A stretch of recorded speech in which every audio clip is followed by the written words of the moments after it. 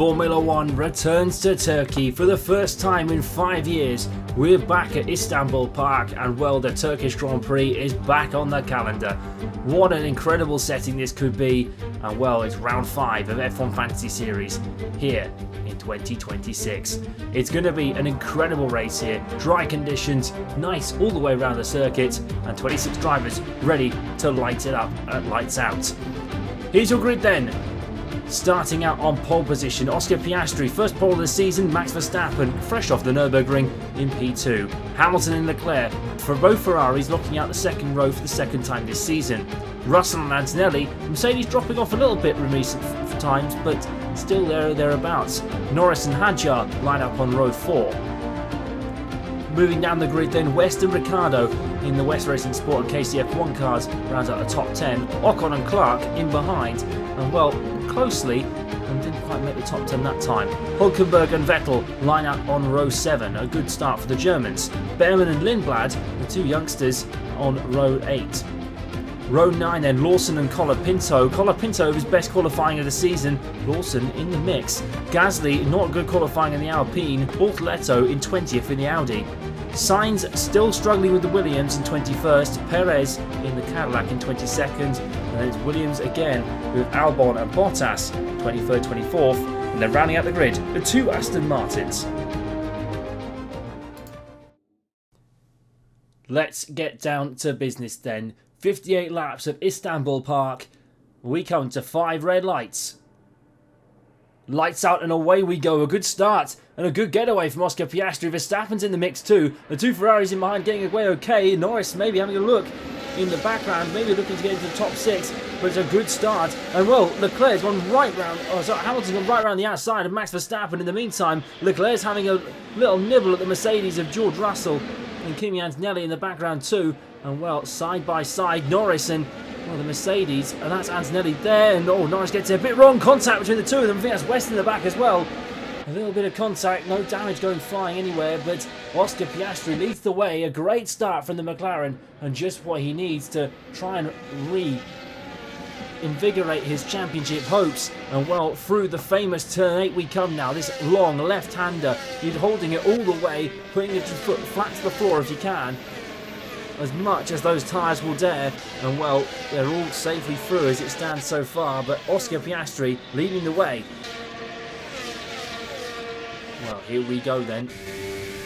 Here comes Charles Leclerc looking down the inside on George Russell, trying to get the move that the position back that he lost on turn 1 on lap 1, and well, Russell holding it out side by side for the final few corners. Leclerc dives down the inside and gets the move done. But will Russell maybe have a look back? He's not got a great exit, and maybe this plays into the hands of Kimi Antonelli in the background. Look at him, side by side, down towards turn 1 they go.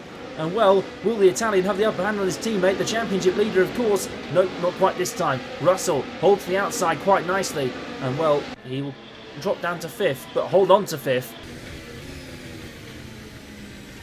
Well, West, in the meantime, on the back of Lando Norris and trying to make moves. He's got good power on the electrical battery. And down, up towards the long right-hander we go.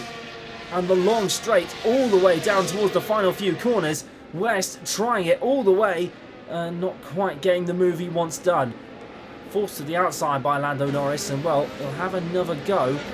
If he saved enough battery coming out through the last corner and down towards turn 1, it might be all he needs is a perfect exit. Here he comes, West, looking towards the left-hand side and swoops past Norris. Oh, he's got the move even done before turn 1, even for the braking zone. Brilliant move, but he's gone a bit deep. Norris going to have a look on the underlap, and well, Norris, the world champion, into P7 again and holding that position quite nicely. Good battle between the two Brits. Well, Franco Colapinto, we haven't really spoken much about Colapinto this season, but battling away with the Audi and the Williams behind. And now the Alpine will have to defend, is holding that outside line in anticipation of the last few corners and maybe a better exit. Takes a lot of curb coming out of the penultimate corner, but the Audi of Gabriel Bortoleto doing quite nicely to try and hold it, but he's got to get a good run now. Out down towards turn 1 we go, and well, Colapinto is forced. Almost there, but it's not quite to be. Bortoleto hanging it up the inside, but gets the exit. not quite as he expected. And well then, and West back ahead. Norris diving down the inside once more.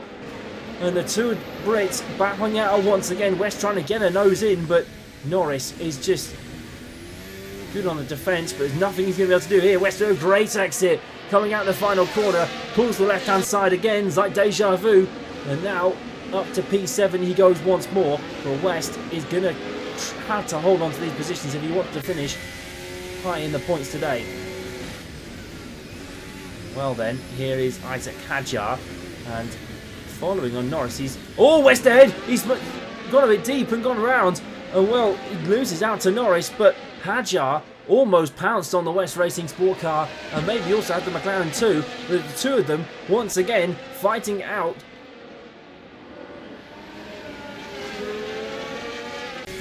West will have another go then here on Lando Norris. Pulls to the inside this time, but Norris, last the late breakers, gets it nicely done. And well, this last section of corners, and well, West is just locked in battle with his fellow Brit, and now pulls to the left hand side again, the third time he's tried this, and well, West does get ahead this time, but how long for? Once again, been dicing all race long. At some point this is going to end in tears, you might say, but the two of them, and Norris is really going to have maybe a look down towards the inside of turn 4, but West goes a little bit deep and spins round again. Oh dear.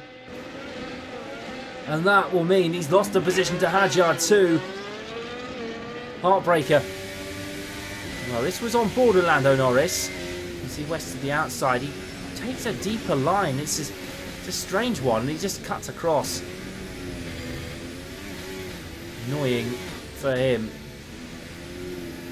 Well, Oscar Piastri has been right at the forefront of this race all race long, but he's slowly being caught by Lewis Hamilton and Max Verstappen in the background.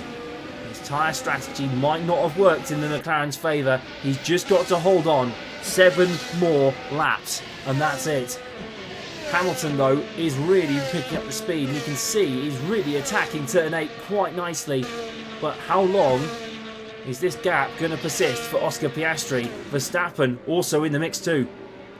It's been a perfect day then.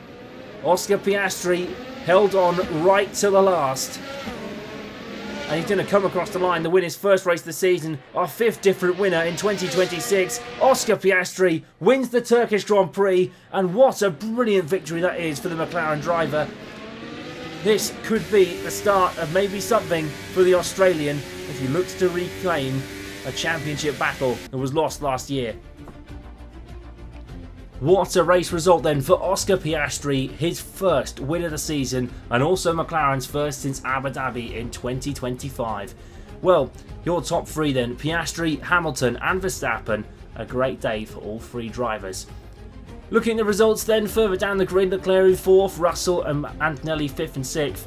A disappointing day for West in 9th, Hadjar and Norris 7th and 8th, and also Daniel Ricciardo picking up the solitary point at the bottom of the top 10. So what does this mean then for the championship? Well, the championship, it's down to a point at the top now. Hamilton and Antonelli leading the way, Russell in behind in 3rd. But this could all change when we next go to Le Mans in France.